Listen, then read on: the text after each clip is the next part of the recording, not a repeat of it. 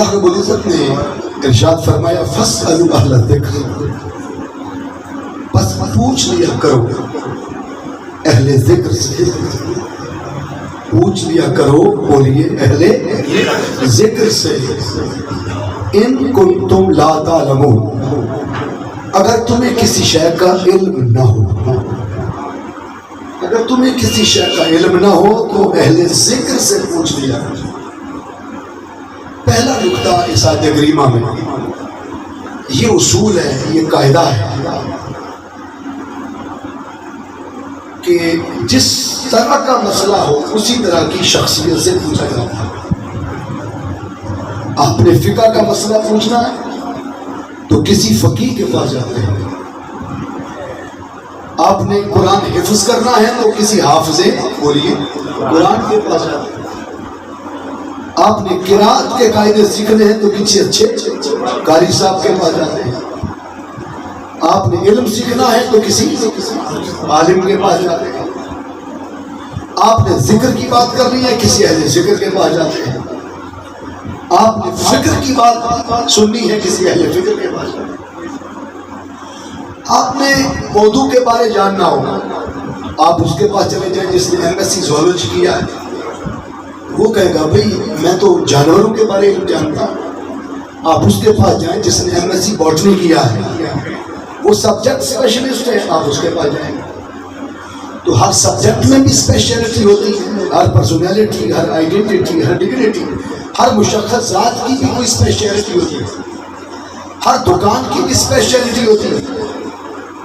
اب دیکھیں نا، آپ نے میتھمیٹک کے اصول جاننے، آپ اس کے پاس چلے جائیں جس نے علم اسلامیات کیا ہے، وہ کہے گا بھئی میں آپ کو مساق مدینہ سنا سکتا ہوں، فتح مکہ بتا سکتا ہوں، بیت رضوان سنا سکتا ہوں، مواخات مدینہ کے بارے بتا سکتا ہوں، لیکن آپ اس کے پاس جائیں جس نے MSc میتھمیٹک کیا ہے، میتھ کے اصول وہ جانتا ہے، وہ سبجیکٹ اسپیشلسٹ ہے۔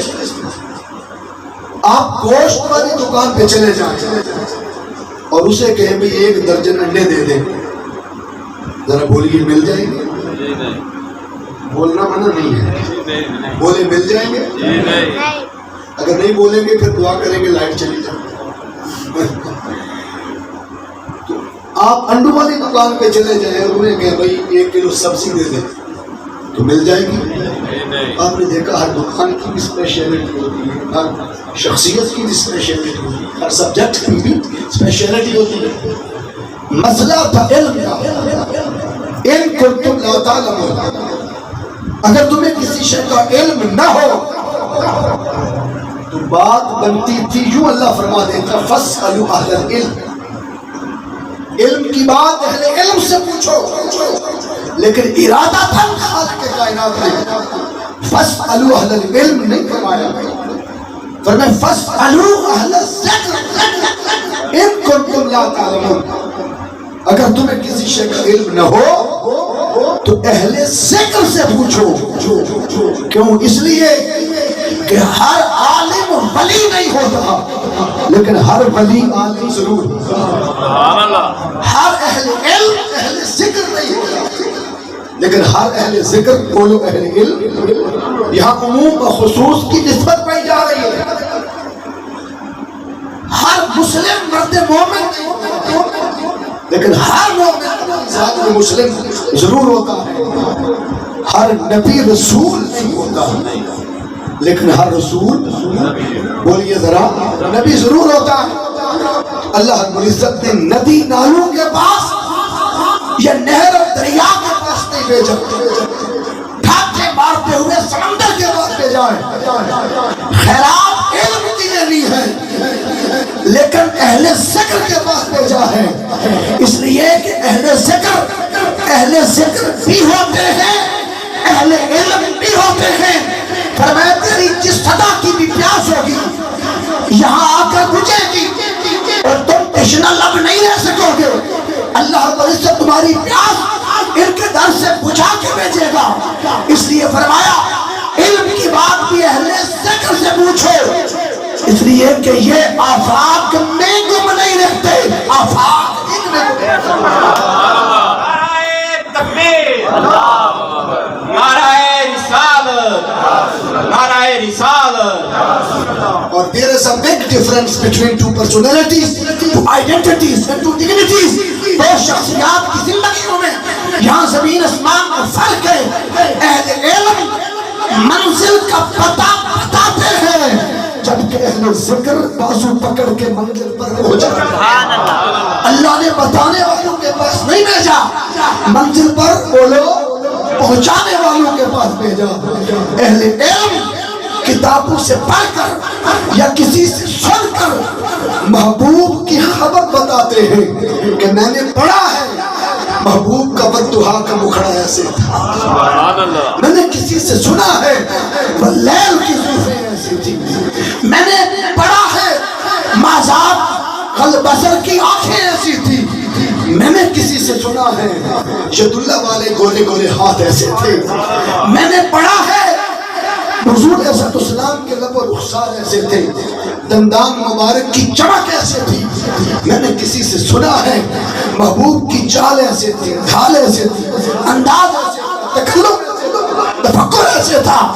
ارے اہل علم پڑھ کر یا سن کر محبوب کی خبر بتاتے ہیں جبکہ اہل ذکر نہ پڑھ کر نہ سن کر پردہ اٹھا کے دکھا دیتے کہ یہ حسن مصطفیٰ ہے, یہ جلوہ مصطفیٰ ہے, یہ دیدار مصطفیٰ ہے صلی اللہ علیہ وسلم. اور میں اس کو پریکٹیکلی ایک ہی مثال سے لیبریٹ کرنا چاہوں گا. خواجہ نظام الدین اولیاء, کیا نام ہے بولیے, خواجہ نظام الدین اولیاء رحمت اللہ علیہ. آپ کے ایک مرید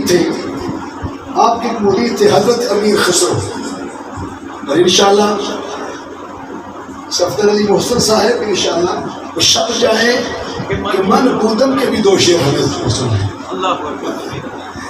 وہ مجلس کا رنگ ہے. تو آپ مرید تھے خواجہ نظام الدین اولیاء رحمۃ اللہ علیہ. ایک دن خواجہ نظام الدین اولیاء رحمۃ اللہ علیہ نے فرمایا, اور خواجہ نظام الدین اولیاء مرید تھے خواجہ مختار کاکی کے, اور خواجہ مختار کاکی باغپت شیخ کے, خواجہ فرید الدین گنج شکل رحمۃ اللہ علیہ کے وہ مرید تھے خواجہ مختار کاکی کے, اور وہ مرید تھے خواجہ معین الدین چشتی اجمیری کے. یہ ایک چین ہے. تو خواجہ نظام الدین اولیاء رحمۃ اللہ علیہ یہ ہم اثر تھے خواجہ ابو علی کلندر کے. خواجہ نظام الدین اولیاء نے حضرت امیر خسرو سے فرمایا, امیر خسرو مرید تو ہمارا ہے. یہاں دیکھیں نا پیر میر علی شاہ صاحب کی نسبت رکھنے والے بھی بیٹھے ہوئے, ٹھیک ہے, اور علامہ صاحب کی نانی نسبت رکھنے والے بھی بیٹھے, کہنے والا شریف میری حاضری وہاں بھی ہوئی. تو یہ سارے نسبت والے لوگ ہیں. نسبت کی بات نسبت والوں کو سمجھ آتی ہے. خواجہ نظام الدین اولیاء رحمۃ اللہ علیہ نے امیر خسرو سے کہا, امیر خسرو مرید تو ہمارا ہے, لیکن کبھی کبھی فیض لینے کے لیے ابو علی کلندر کی صحبت میں بھی چلا جائے گا. آج کون پیر ہے جو اپنے مرید کو دوسرے پیر کے پاس قربان جائے گا. ان کو فکر نہیں ہوتی تھی, ان کو غم نہیں ہوتا, ان کو مسئلہ نہیں ہوتا تھا. اور ہمارا مرشد خانہ وہ تو فرمایا کرتے تھے کہ بکریاں اونیاں رکھو جنہوں نے موڑی چنگی لا لو, یہ لوگوں کی پیڑیاں جو نہ پہلے جنہوں نے سنبھال سکتے. اور آپ کو پتہ ہے رب کائنات میں کوئی نبی زمین پر ایسا نہیں بھیجا جس کو بکریاں نہ دے. نبیوں کے امام کو بھی بچپن سے بکریاں فرمایا. کیوں؟ کبھی سوچا کہ بکریاں کبھی اس پیلی میں پڑ جاتی ہیں, کبھی اس فصل میں, کبھی ادھر جاتی ہیں, کبھی ادھر جاتی ہیں. اللہ نے نبیوں کو ٹریننگ دی, تربیت دی, تو فرمایا کہ اگر آپ بکریوں کو سیدھی لائن پہ چڑھا سکے تو سمجھ لیں امت کو بھی سنبھال لیں, سمجھ لیں کہ امت کو بھی لائن اپ کر لیں. حاضرین محترم بڑی توجہ طلب بات, خواجہ امیر خسرو اپنے مرشد خانے کے حکم پر